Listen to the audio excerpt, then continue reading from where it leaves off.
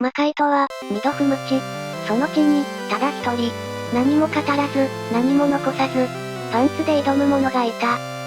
なおだ。今回扱うのは、ワンダースワン版魔界村。色はない。音楽は、ほぼ一曲。だが、オートセーブがある。魔界にしては、妙に優しい。そして、魔界は確かにここにある。発売は1999年。携帯機で遊べる魔界村。内容はというと、シリーズの要素をごちゃ混ぜにして、液晶の中に全部詰め込んできた。師匠は言っていた。狭い世界ほど、理不尽は濃縮される。と。その通りだった。姫と木の下で過ごす、静かな時間。あれは、魔界が見せた最後の優しさだったのかもしれない。次の瞬間には、さらわれていた。残された私は、パンツ姿だった。防具より、風通しを選んだ。師匠は言っていた。愛とは、備えが足りないとすぐ試される。と。試された結果がこれである。だがこのゲーム、いつものごとく2周しなければ、新エンドには届かない。ということは、1周目は形だけでいい。1周目は、100倍速で消化した。ここからが、本番だ。姫の言う女神の腕は、を探し出し、魔界に挑む。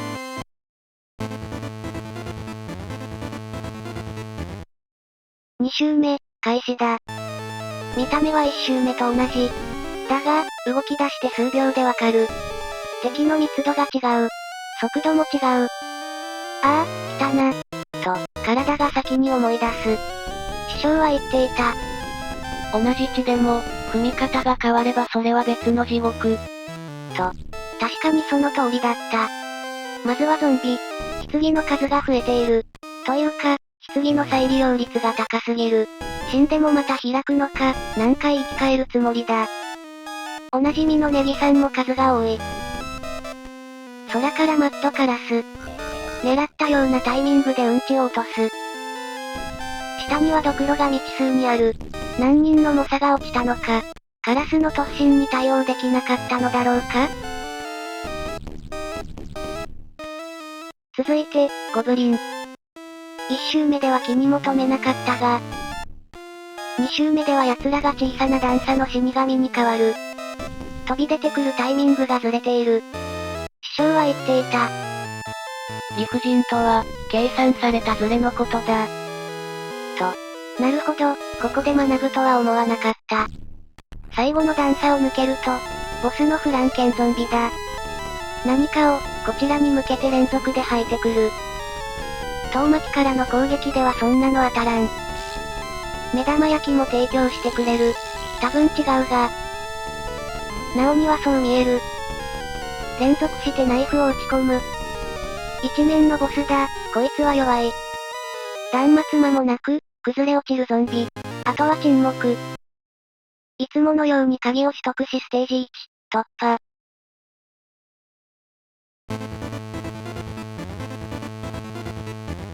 ステージ2。地形が立体的になった。坂道、砦、はしご。進むだけで、様々なギミックがある。師匠は言っていた。魔界では、ただ歩くことすら試練である。と。まず、死神。出現は急。動きは緩い。だが、数が多い。そして、レッドアリーマー。出たな。火の玉、ジャンプ、ダッシュの三段構え。プリケツは今回も健在。師匠は言っていた。惑わせるものほど、背後に隙を作る。と。この距離、この角度、この一線。幾度と戦ってきたアリーマさん。今作は控えめで優しいアリーマさんだが、2連続ではそうはいかない。ギリギリの空中戦を制し、ここも抜ける。ドクロの木、気味が悪い。どこを見ても危険。どこを見ていなくても危険。草わらからひょっこりはん、も見てる。二度見されたら成敗するしかない。そして、砦だ。はしごを登ると、音が静かになる。油断した瞬間、上から登場。アリーマーがまたいた。狭い空間での一騎打ち。優しめのアリーマーさん、勝者は一人。ここは無難に勝利する。この下に、1アップがある。必要な方はゲットだぜ。砦を進んでいく。砲台はあるものの、激しさは一切ない。はしごを軽快に降りる。下にいる、豚くんは素通りし、先を急ぐアーサー。本当に静かだ。嵐の前の静けさかもしれない。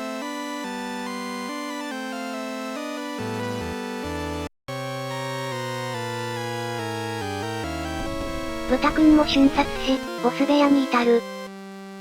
道なりに進むと、始まる。強制スクロール。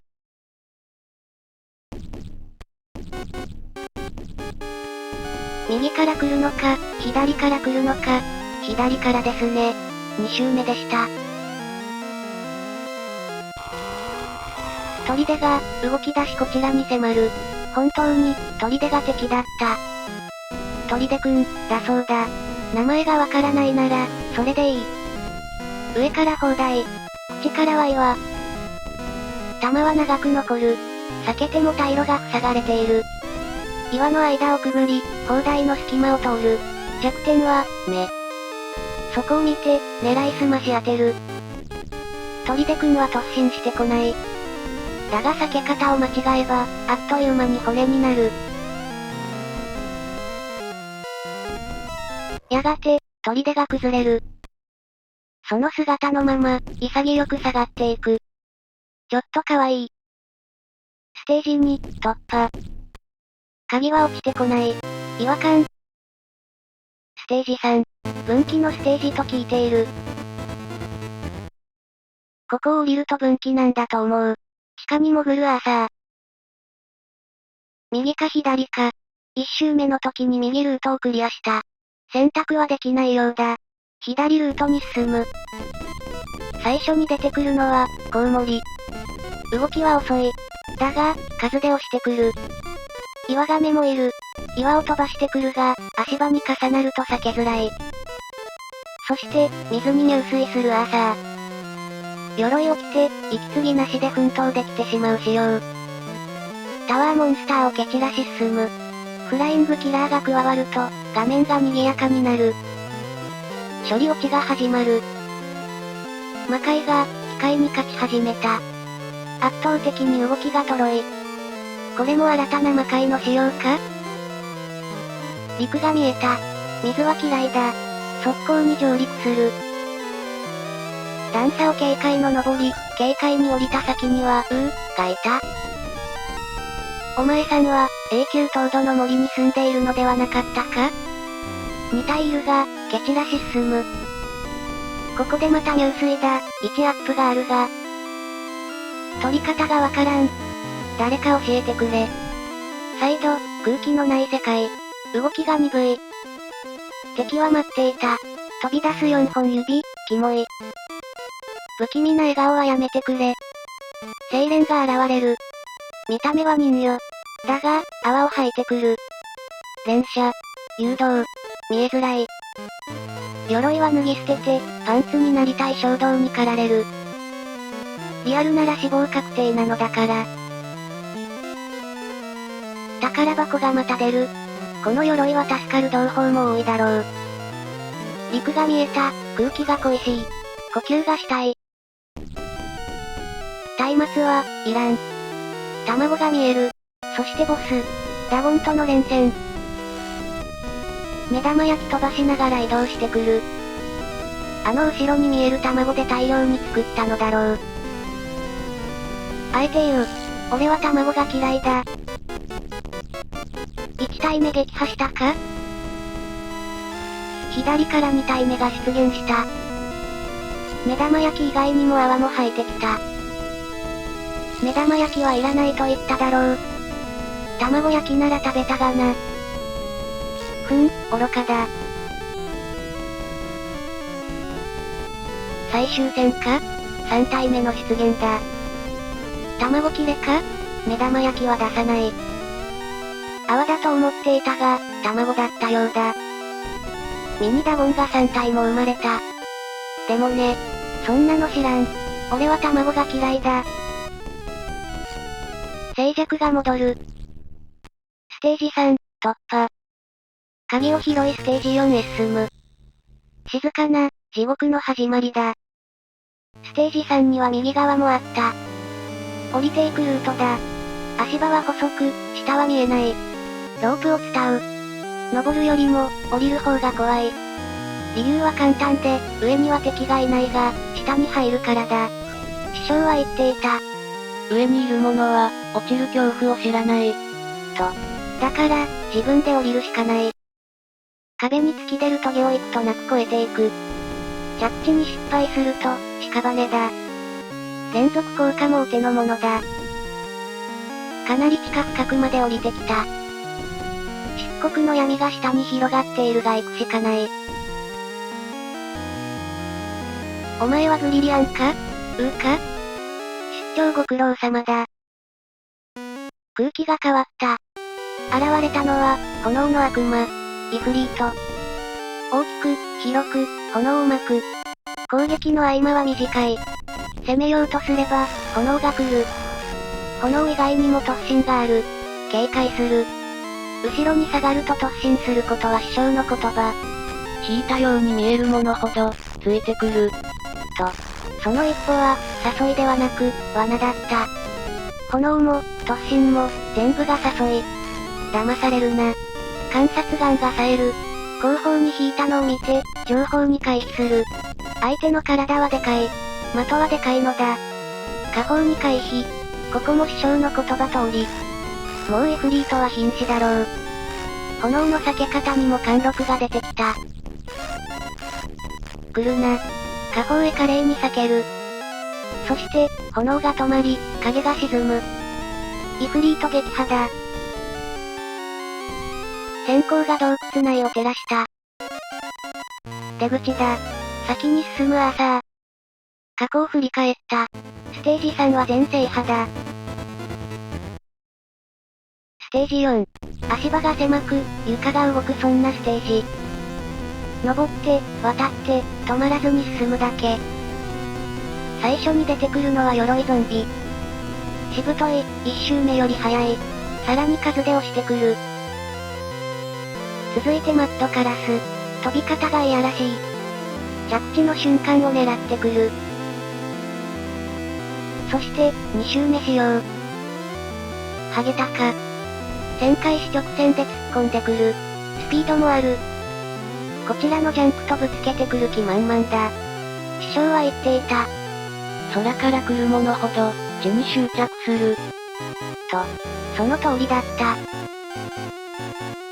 宝箱も出てくる。開けるたびに何かが起きる。この宝箱は足場がお似合いだ。中盤から雰囲気が変わる。石造りの建物。内部のような空間。ここからが後半だ。オークマンは見た目通りの重量感。押し込んでくる。潰されるな。ブルーキラーも浮かんでいる。見た目より動きが速い。すれ違ったと思ったら、背中に来てる。師匠は言っていた。正面から来る速さには、速さで返せ。と、間に合うかどうかは、こちらの手次第だった。ゴーストは、ゆらゆらとすり抜けてくる。当たり判定が見えない。移動床を渡るたび、敵が湧く。立ち止まってはいけない。だが、飛び出せば落ちる。進みながら、整えるしかない。最後の床がせり上がる。ここは、タイミングがつかめない。不要なドル袋も取りに行く。上部から雄たけびが聞こえる。ボスは近いのだろう。アーサーの綱渡りが始まる。落ちるわけにはいかない。足場が誘っている。アーサーのジャンプじゃ届かないだろう。こんなところにも死亡フラグがあるのが魔界だ。俺には、そんなことは通用しないのだがな。空間が開く。ボスの気配だ。闘技場か。ボス、ナイトメア。火球を撃ち、跳ねる。頭部に向けて、鬼のごとしナイフを投げる。跳ねた。回避だ。来る、火球だ。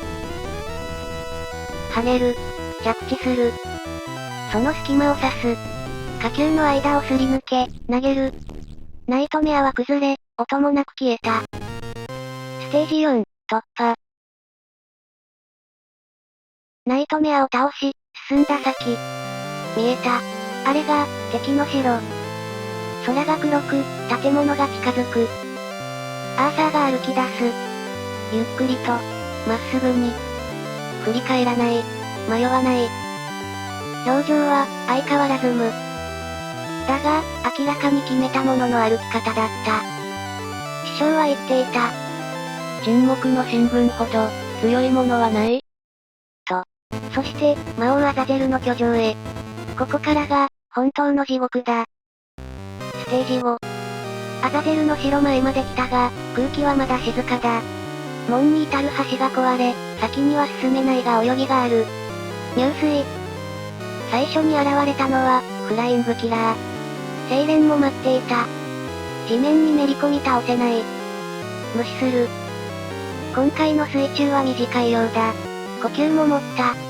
が、やはり鎧が重い。扉が開く。地に足がつくのが心地よい。水が抜けていく。この場面どこかであったな。いざ進まん。落ちると屍になるのだろう。転落するのを注意しながらはしごを登る。少し進むと出てきたのは、ダークアーサー。こちらと同じ動き。剣も、動きも、パターンも近い。ダークリンクの親戚か？師匠は言っていた。自分に似たものこそ、最も手強い。と、自分を倒す方法は、自分が一番よく知っていた。後半に入ると、空気が変わる。牢屋のような構造。段差、足場、逃げ場が少ない。食人花は、左右に口を開く。マッドドッグが跳ねる。ダークアーサーとの再戦は自分との戦い。自分を知っているからこそ簡単に処した。マジシャンか。ナイフが欲しい。マッドドッグと食人花を瞬殺し進む。鎧泥男がいる。大魔界村から左遷させられたか？泥ではなく、コンクリだぞここ。飾りのギロチンを越え。内部へと進む。抜かりはない。瞬殺だ。空気が変わった。出てきたのは、ボス、ランダ。昔からの知り合いのような存在。マジシャンの親玉。マントが閉じている時には攻撃が通らない。マントが開くタイミングを待つ。ここか。ランダの下方を通れば攻撃も当たらないことが多い。完全にかわいそうなハット野郎。くちばしだけが立派に見える。ランダがワープし一瞬見失う。左か？いや、右だ。マントが開くタイミングは見逃さない。下方に陣取り、攻撃を誘導する。それを、何度も繰り返す。暗くなる演出も怖くはない。スポットライトは俺に当たる。そんな中でも的確に攻撃を当て。誘発、攻撃、誘発、攻撃を繰り返す。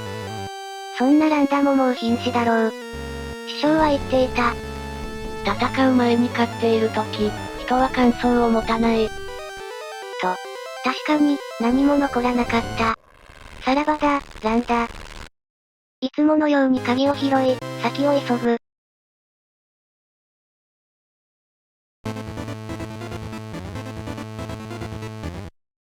ステージ6。敵の城の中。ここまで来た者にだけ用意された、静かな地獄。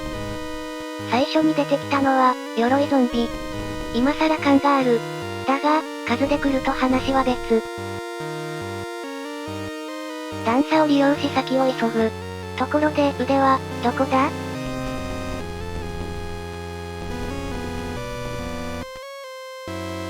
さらに、レッドアリーマー。2周目しよう。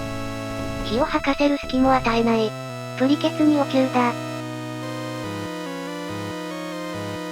ミミックが出る。宝箱を開けたと思ったら、襲ってきた。開けるか、開けないか。判断が遅れると、噛まれる。マジシャンか。腕輪はどこに？段差、はしご、そしてミミック。連射して攻撃。おっと危ない。槍では連射不足か。近づいて処す。いつもの作法だ。入り組んでいる。ステージも後半なのか。プリケツ、アリーマだ。だが、見とれてる余裕はもうない。歴代のアリーマさんよりかなり優しいのだ。瞬殺である。遠くで、アリーマの怒号が聞こえた。近くにいるに違いない。見えた、こちらを見上げているアリーマだ。落下しながら笛をつく。この強所での戦いは苦慮する。が、優しいアリーマさんは仏のように去っていく。何か匂うのだ。執拗に探すと。宝箱出現。姫の言っていた女神の腕は、もう匂っていたからこそ、取得できた。腕輪があると、ただの準備運動。フランケンゾンビは何もできないまま消滅。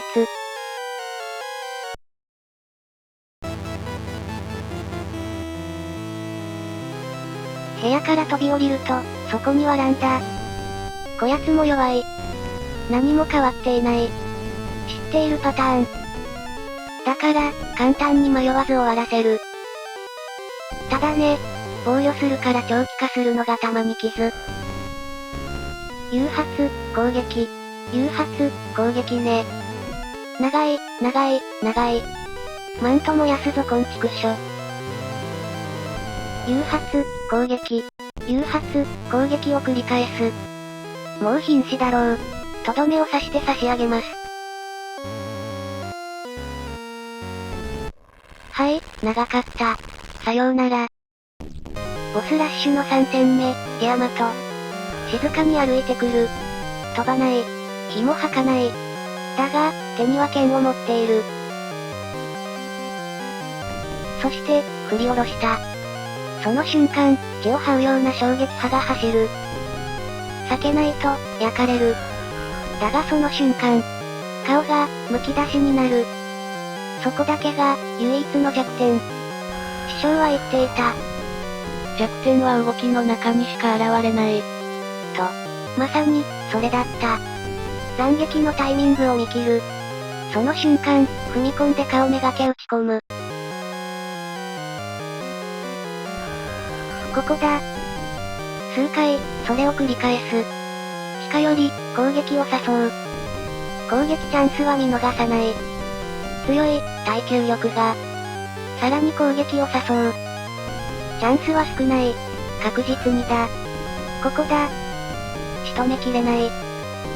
もうかなり攻撃を当てた。最上段から腕輪の最大出力で攻撃する。すると、ディアマトが第2形態へと変化した。首が、3本に分かれる。火を吐き、こちらを威嚇する。炎は遅く、数も少ない。師匠は言っていた。火を恐れるな、火の裏に隙がある。と、1本首が落ちた。2本目、3本目。そして、動きが止まる。ディアマト、撃破。ここが、本当の終わりだった。ステージ7に来た。城の屋上だ。誰もいない。退路が断たれ、音が止まり、空が光る。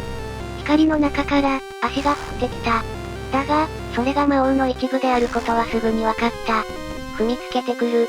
当たれば、終わり。師匠は言っていた。真っ先に現れるものは、おとりの役目を持つことがある。と、踏み込みを見て、波動を当てる。何度か繰り返し、沈む。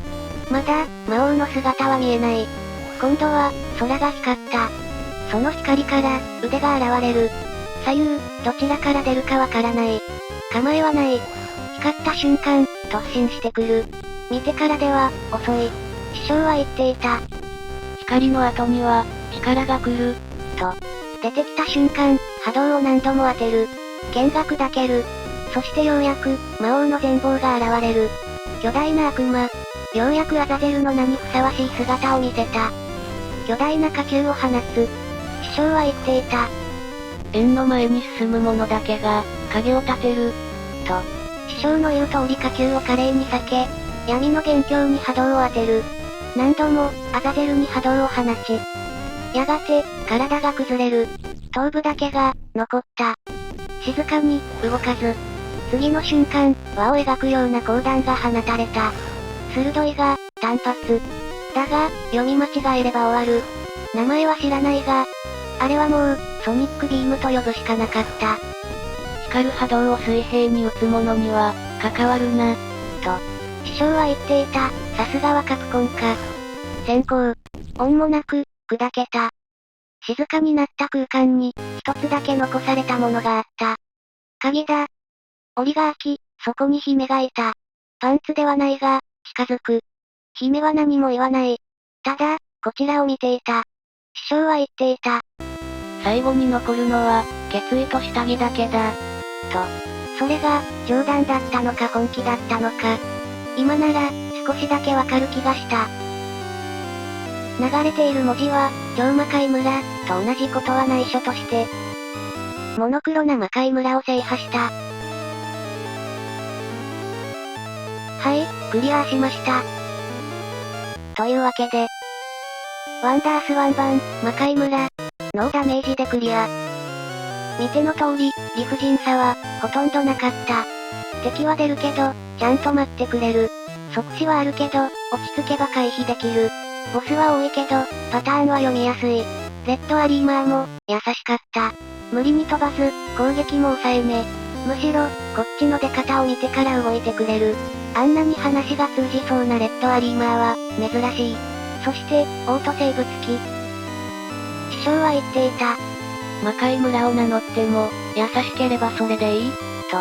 多分、そういう回だった。もし、魔界村という名前に怯えてきたなら、まずはここから始めてみてもいい。短く、明るく、シンプルで、パンツ率も高め。魔界の入門編としては、最適だと思います。それでは、ここまでご視聴、ありがとうございました。次の魔界村で会いましょう。面白かったと思ってくれましたら、高評価、チャンネル登録お願いします。ではでは、また次回、なおでした。ワンダースワン版が簡単だったのは内緒です。ちなみにバンダイさんです。ジエンド、またねー。